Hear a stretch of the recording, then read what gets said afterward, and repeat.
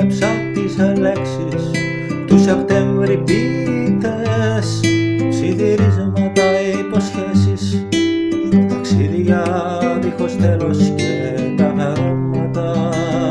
Μη με ρωτάτε, ο καθένας ό,τι θέλει ακούει και άλλα τα ξεχνά.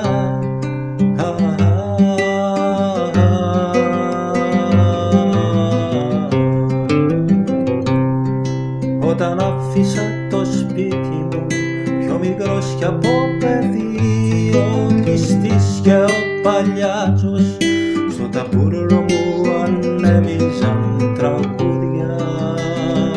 Κουρελίδες οι καημοί μου, μα τα πρόσωπα γύρω μου φωτεινά μου θυμίζαν πως αγαπώ ξανά.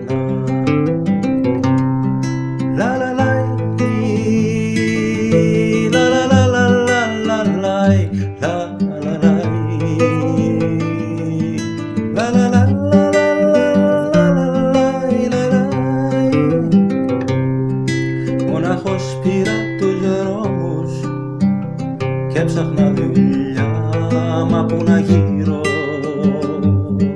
σαν τις πόρνες της 7ης λεωφόρου. Μα δεν πειράζει, δεν πειράζει, γιατί έχασα και έμαθα πολλά.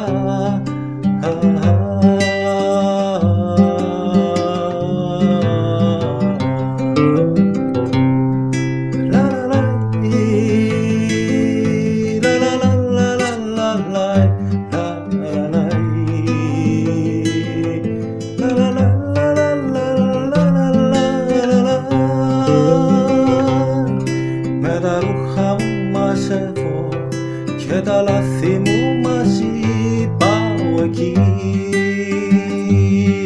στο σπίτι που αγέρας δεν πληγώνει μόνη.